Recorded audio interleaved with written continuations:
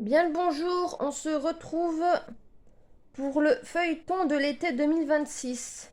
Le challenge de Eve Lecture. Elle l'a sorti hier. Je l'ai fait ma pile à lire tout en écoutant sa vidéo. C'est. Je faisais des pauses à chaque catégorie, puis j'allais chercher des livres dans mes piles à lire. Du coup, j'ai réussi à mettre un livre par catégorie. Il y a du pavé, il y a de la philo, il y a des livres courts. Sachant que j'ai plein de livres à lire pour mes 4 autres challenges en cours. Je les ai pas terminés. Le mois de la fantaisie, j'en ai lu qu'un pour l'instant. Bref, on va s'amuser. Alors, on commence par la première catégorie. Vacances, Italie, roman choral, gastronomie, artisanat, art. Je suis partie sur le mot art et on peut même mettre Italie dedans, mais c'est pas un roman. À partir là-dessus. Opéra de Paris. Du- Les coulisses des secrets du palais Garnier. De Jean-Philippe Saint-Géour et Christophe Tardieu. Alors, c'est un dictionnaire. On va de A à Z. On a le fantôme de l'opéra. On a Pavarotti, donc on sera quand même en Italie.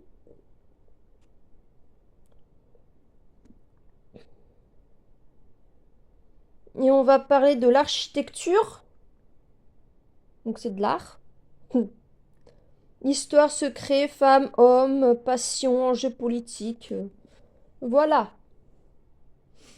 Ensuite, roman initiatique, historique, politique, amitié, adolescence, LGBT. J'ai mis un livre que j'ai acheté il n'y a pas longtemps. Le Satyricon de Pétrone. On a un homme qui s'est loué comme femme. À ceux-là même qui savaient que c'était un homme. Sa propre mère lui a persuadé de ne pas être un homme. Il a fait la femme dans une prison d'esclaves. Il a fait la femme. Ça rentre dedans. Et ensuite, été, amour, romance, chiclite, feel good. Ça, c'est plusieurs romans en un. C'est mon chat qui se promène. Elle est d'humour fripouille. Donc, on a la collection Black Rose de Carla Cassidy et Rita Heron. Il y a deux romans. Nous ferons comme si nous étions amoureux. Ouais.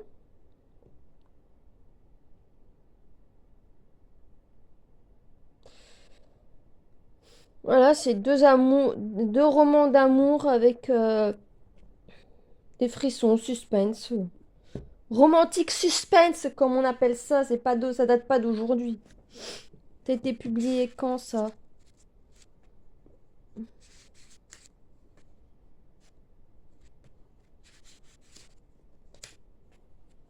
Il n'y a pas de date de publication?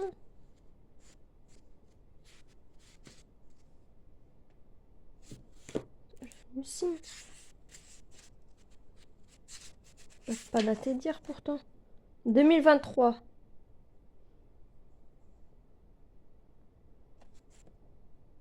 Ouais, 2022-2023. Bon, ça a quelques années, il a bien vécu le bouquin. En tout cas. Ensuite, mot estival dans le titre ou dans la première page du texte. On a le goût des pépins de pommes de Katharina Agena. Un livre que j'ai acheté cette année. Bon, dans le résumé, ça n'y est pas. Mais je l'ai vu dans la première page du roman. La mort survint un jour de juillet en fin d'après-midi. Ça va, non?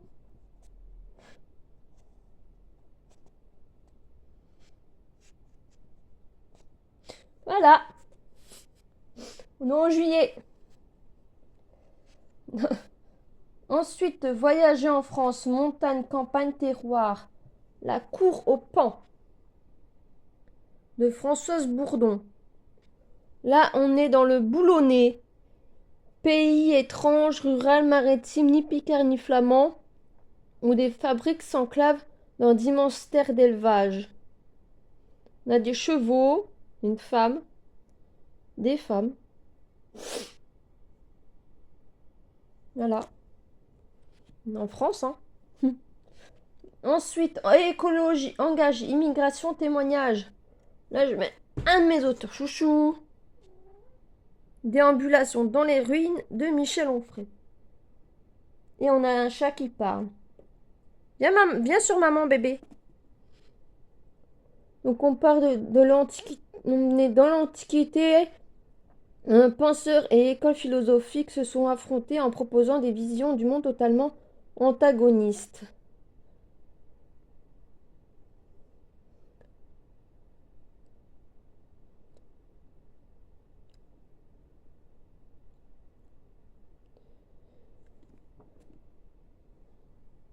Un petit livre pour aider à réfléchir sur le monde actuel.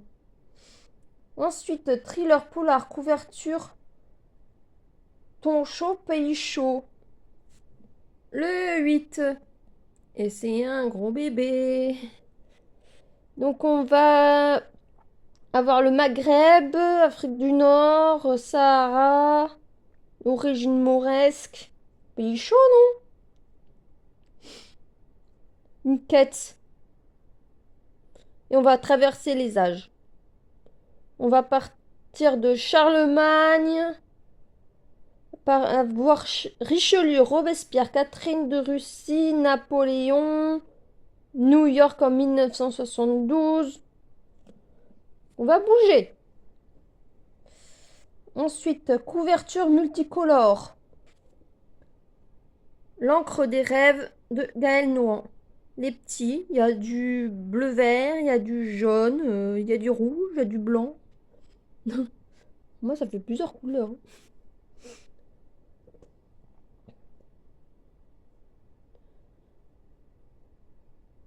Il y a du mystère. Malédiction. Faut pas s'approcher de l'eau. Est-ce que les enfants vont obéir? Sachant que les enfants sont parfois un petit peu anarchistes. Un bidou. Portrait de femme, féminisme. Les bateliers du Rhône de Françoise Bourdon. On a Manon qui n'a pas la patience des femmes de marin. Après le décès tragique de son mari, elle décide de prendre sa vie en main. Féministe. On va en Provence, dans les années 1830. En général, les Françoise Bourdon, c'est plutôt pas mal.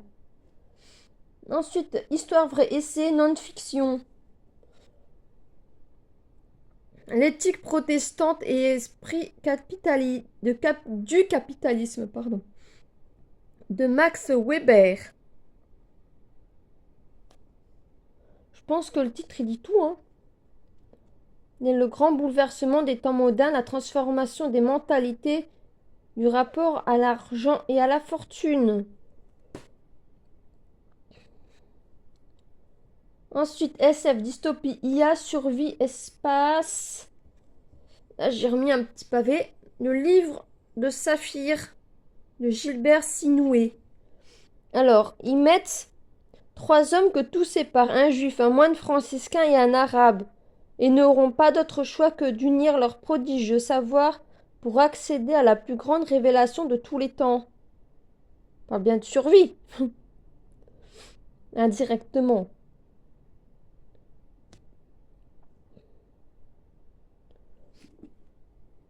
Faut s'unir pour survivre. Ils sont nos forces. Ensuite, la mer, l'eau, la nage. On a un petit pour le coup.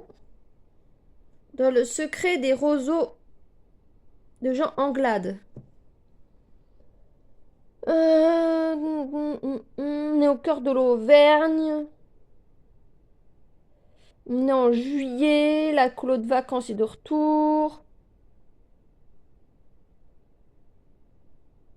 Et je crois que c'est dans la première partie que j'avais vu qu'il y avait un étang. L'étang, c'est de l'eau.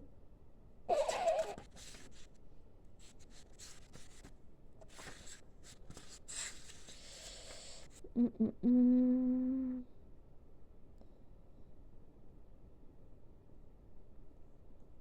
Elle se dirigea vers l'étang aux canards qu'ombrageait une ligne de vergnes têtards et de saules pleureurs. Leurs racines descendaient profondément sous la vase, ce qui expliquait leur abondante chevelure. Il y a de l'eau, hein, l'étang. C'est bon. Voilà, il me reste plus qu'à faire la mise en page dans mon carnet et c'est parti. Je lirai pas tout de suite, il faut déjà que je lise tout ce que j'ai à lire des autres challenges. Youhou! Donc si j'ai tout ça pendant l'été, ça sera pas mal. Mais j'ai de quoi faire. Ça va aérer un peu la bibliothèque, mais bon, pas beaucoup pour l'instant. Bon, je vous dis à bientôt. Bonne lecture à vous.